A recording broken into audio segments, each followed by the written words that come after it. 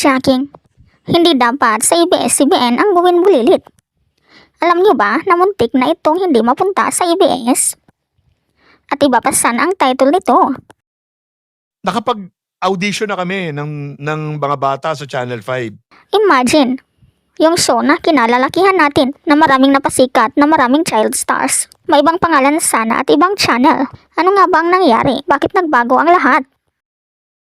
Ayon sa direktor na si Bobot Mortiz, ang gawin bulilit ay hindi talaga originally para sa ABS-CBN. Katunayan, plano sana itong ilabas sa channel ng kilalang negosyante na si Tony Boy Cuangco, ang Intercontinental Broadcasting Corporation o mas kilala bilang Channel 5. Kung pumasok ka nung kay Tony Boy na Channel 5, doon, nabanggit mo yun sa akin, doon dapat kami, doon dapat ang going bulilit. Hindi lang yan. Ang original na title ng show ay Trumpulilit. Ibang-iba sa kung ano ang nakilala natin ngayon. Lilit. Ang title dapat doon, ABC5. Trumpulilit. Oh! Ho ho! Kasi yung tropang trumpo, gagawin namin bulilit. Dinala na raw ni Derek Bobot ang mga bata para simulan ang proyekto. Pero may mga nangyaring hindi inaasahan.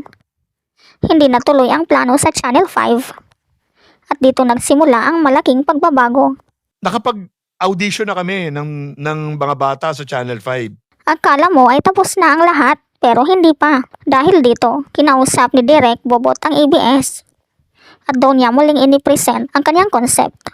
So sabi ngayon ng ABS sa akin, ano ba magandang gawing gag show? Sabi ko, mahirap tayong gumawa ng gag show. Kasi, na sila, establisado na yung mga komedyante nila.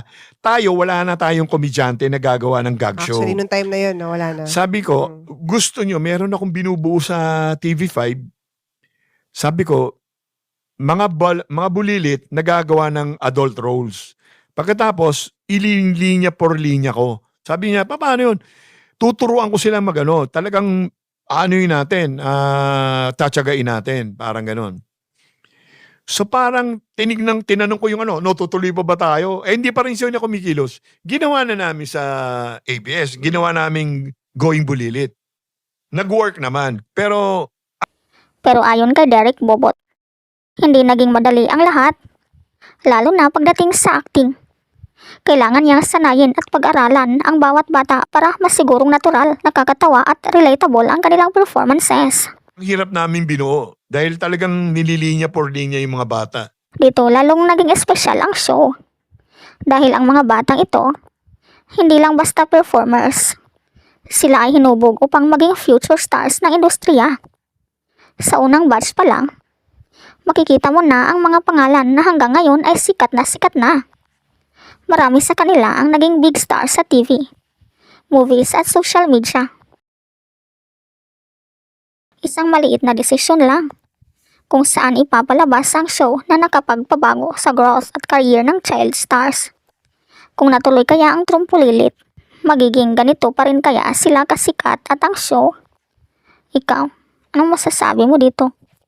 Nash, Sherlyn, Yes, oo. Iggy Boy, Oo. CJ Nabatos, John Manalo, Yes, yes. 20 silang bata.